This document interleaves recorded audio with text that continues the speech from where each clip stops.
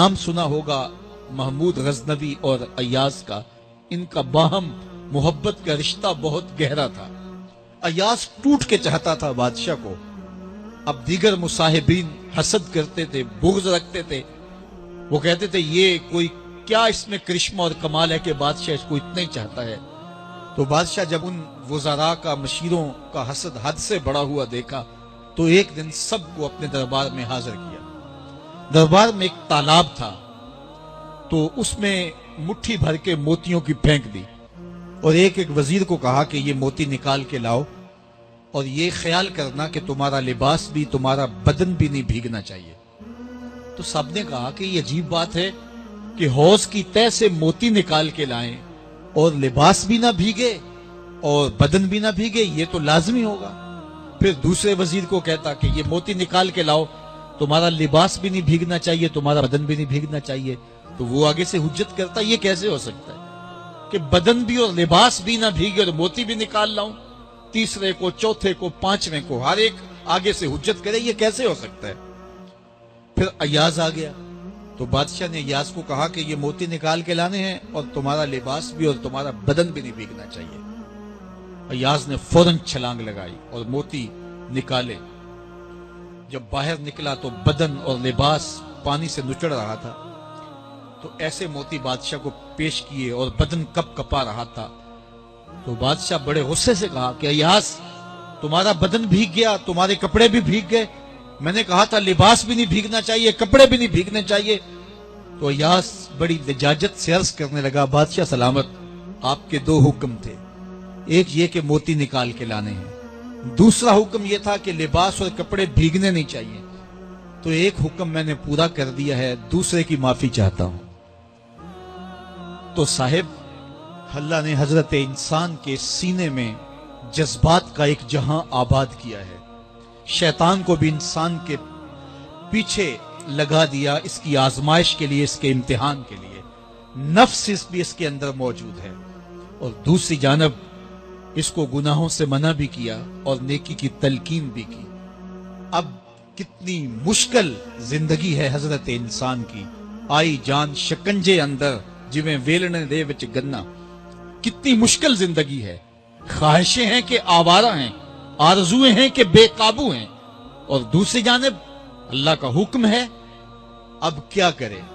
تو گناہ کرنے کے بعد پھر اللہ کے حضور توبہ کر لے، جو ممکن ہو وہ نیکی کرے اور گناہ سے مقدور بچنے کی کوشش کرے، لیکن بشری تقاضوں کے تحت اگر اس سے گناہ کبھی سرزد ہو جائے تو اس پر اکڑے نہ اور اس پہ مصر نہ رہے، اس پہ اصرار نہ کرے، بلکہ فوراً اللہ کے حضور توبہ کرے۔ گناہ کرنے کے بعد بندہ جب توبہ کرتا ہے، التائب من الذنب کمن لا ذنب لہ، تو وہ ایسے ہوتا ہے جس طرح اس نے گناہ کیا ہوا ہی نہیں۔ بندہ 100 بار گناہ کر کے توبہ کرے، اللہ 100 بار معاف فرما دے۔ وہ کریم ہے، 70 ماؤں سے زیادہ پیار کرتا ہے۔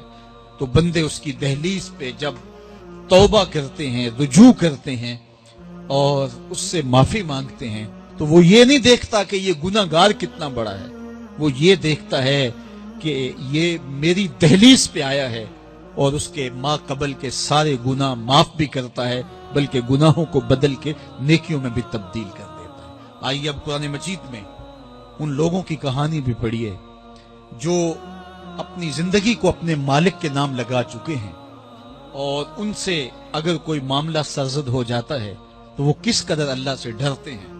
والذین یؤتون ما آتوا وقلوبهم وجلہ انہم الی ربہم راجعون۔ فرمایا کہ وہ لوگ جب ان سے کوئی خطا سرزد ہو جاتی ہے، کوئی گناہ ہو جاتا ہے، تو ان کے دل لرز جاتے ہیں، خوف خدا سے وہ کانپنے لگ جاتے ہیں۔ انہم الی ربہم راجعون، تو وہ اپنے رب کی طرف رجوع کرنے والے ہوتے ہیں۔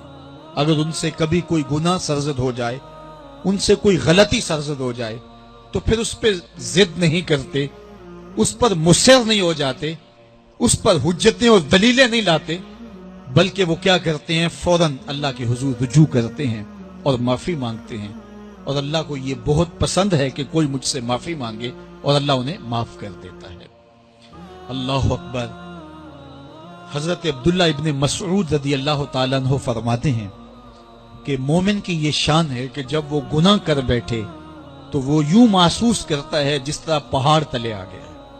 یہ اس کی کیفیت ہے کہ گناہ کرنے کے بعد، نافرمانی کرنے کے بعد اس کا دل لرز اٹھتا ہے. وَقُلُوبُهُمْ وَجِلَةٌ، ان کے دل خوف خدا سے لرزنے لگ جاتے ہیں کہ ہم سے یہ گناہ کیوں سرزد ہو گیا، یہ تو اللہ کی ناراضگی کا سبب ہے.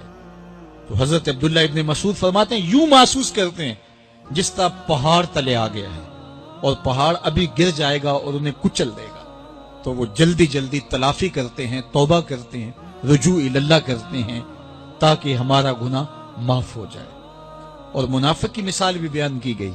جب وہ گناہ کرتا ہے تو یوں محسوس کرتا ہے جیسے بدن پہ مکھی بیٹھی تھی، ہلکے اشارے سے اڑا دی. سویر سے لے کر شام تک کتنی بار ہم اپنے بدن پہ بیٹھی مکھیاں اڑا دیتے ہیں اور ہمیں شام کو یاد بھی نہیں ہوتا کہ یہ عمل ہم نے کتنی بار کیا ہے. میں اور آپ اپنے اندر اتر کر کے دیکھ سکتے ہیں ہماری کیفیت باطن کیا ہے. نمازیں چھوڑی، جھوٹ بولا، غیبت کی، چغلی کی، کسی کا دل دکھایا، کسی کو تکلیف دی، گالی گلوچ کیا، سب و شتم کیا، سویر سے شام تک کیا کیا گناہ کیے. کبھی خیال بھٹکے، کبھی سوچیں آوارہ ہوئیں، کبھی نگاہوں نے بدکاریاں کی، کبھی زبان نے جرم کیے، اور شام کو ہمیں یاد بھی نہیں ہوتا کہ آج ہم نے کیا کیا جرائم کیے، آج ہم نے کیا کیا گناہ کیے. اگر ہماری یہ کیفیت ہے تو یہ عملی نفاق ہے کہ بدن پہ مکھی بیٹھی اور اڑا دی. اور اگر ہماری کیفیت یہ ہے کہ گناہ کے بعد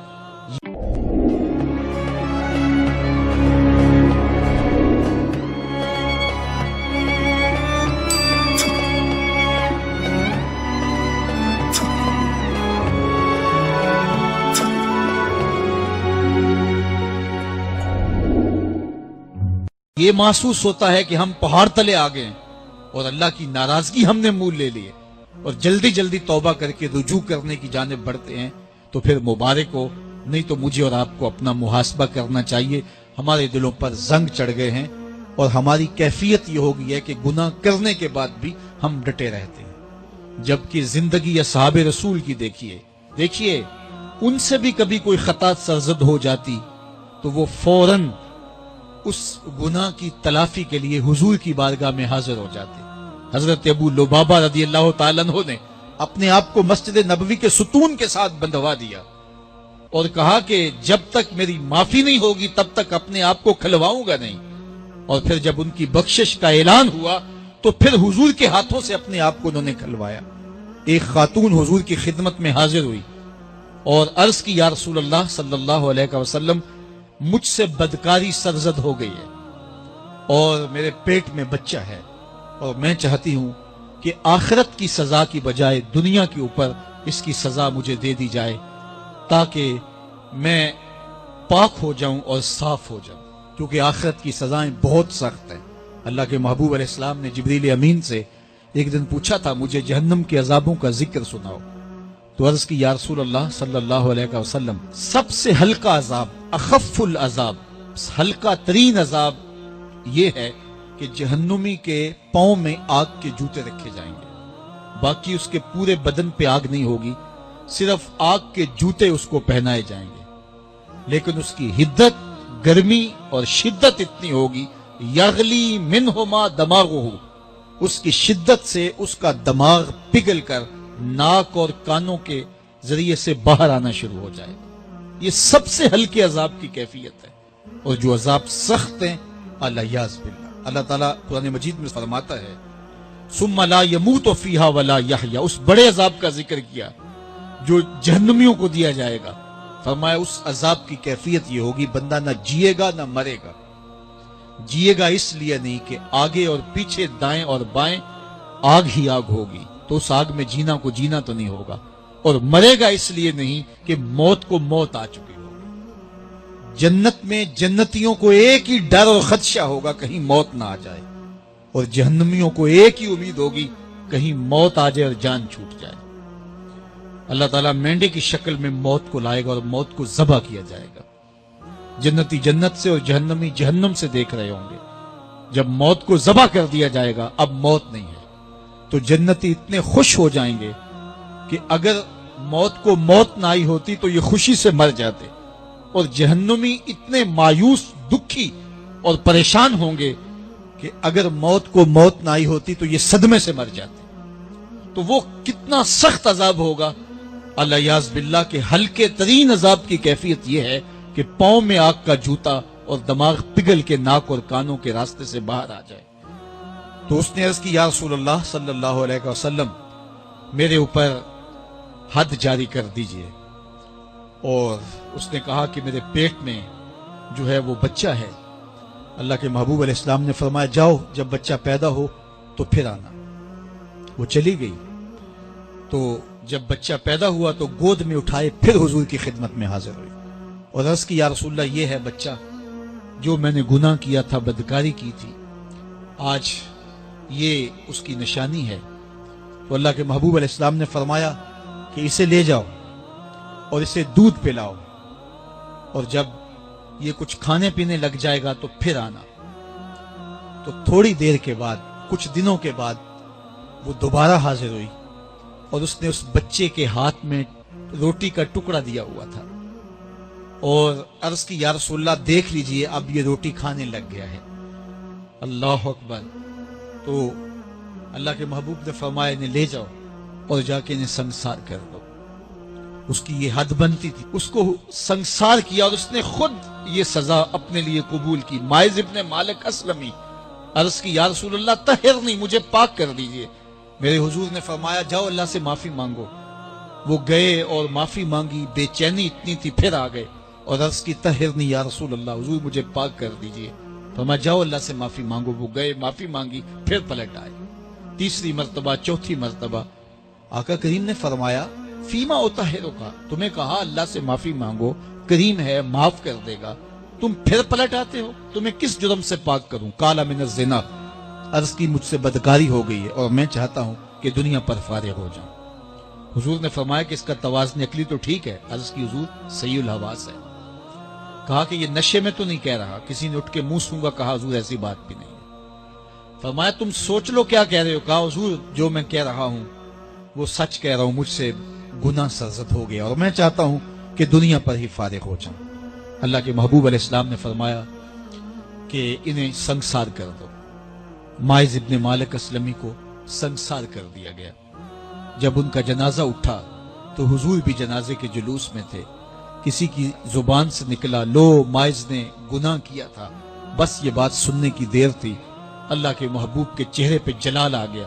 فرمایا خبردار اگر کسی نے میرے مائز پہ بات کی، میرے مائز نے ایسی سچی توبہ کی ہے اگر روئے زمین کے تمام مسلمانوں میں بانٹ دی جائے لکفاہم، سب کی مغفرت ہو جائے۔ کہ انہوں نے اپنے آپ کو خود پیش کیا ہے۔ اب مائز ابن مالک کا جنازہ اللہ کے رسول نے خود پڑھایا، بلکہ مسلم کتاب الحدود میں ہے کہ ان کے جنازے کے دوسرے دن یا تیسرے دن حضور ان کے ہاں تشریف لے گئے، اور جب آقا گئے وہم جلوسن، تو لوگ وہاں بیٹھے ہوئے تھے، تو میرے آقا نے فرمایا استغفروا لمائز، مائز کے لیے بخشش اور مغفرت کی دعا کر۔ تو یہ بات ذہن نشین کیجئے کہ یہ وہ لوگ تھے کہ جن سے کبھی کوئی گناہ سرزد ہو جاتا تو وہ جلد توبہ کرتے، اور اس کی بڑی سے بڑی حد اور سزا بھی ہوتی تو وہ بھی کاٹنے کے لیے تیار ہو جاتے۔ میں اور آپ دیکھیں کہ ہماری زندگی میں اگر گناہ ہیں اور ہمیں سچی توبہ کی توفیق بھی نصیب نہیں ہے تو پھر ہم سوچ لیں کہ ہم کہاں کھڑے ہیں۔ دیکھیے اللہ دلوں کے بھید جانتا ہے۔ سچی توبہ یہ ہے کہ جو کیے پر ندامت ہو اور آئندہ نہ کرنے کا عزم مصمم ہو، پکا ارادہ ہو کہ یہ گناہ زندگی میں دوبارہ نہیں کروں گا۔ الگ بات ہے کہ پھر دوبارہ اس سے سرزد ہو جائے، لیکن جب وہ توبہ کر رہا ہو تو اس وقت اس کا پختہ عزم ہو اور اس کے دل کے کسی گوشے میں نہ ہو کہ چلو میں توبہ کر لیتا ہوں اور پھر ہو گیا تو پھر کر لوں گا۔ پکا عزم ہو کہ دوبارہ یہ گناہ نہیں کروں گا۔ اور اگر زبان سے توبہ توبہ کر رہا ہو اور دل میں ہو کہ ٹھیک ہے یہ تو صبح بھی مجھ سے عمل بد سرزد ہونا ہے، تو اللہ تعالیٰ سے یہ مذاق کرنے والی بات ہے، اور اللہ تعالیٰ سے جو مذاق کرتا ہے وہ کہاں کھڑا ہے وہ خود سوچ لے۔ وہ کیا کسی نے کہا تھا کہ توبہ کی پھر توبہ کی پھر توبہ کر کے توڑ دی، میری اس توبہ پہ توبہ توبہ توبہ کر اٹھی۔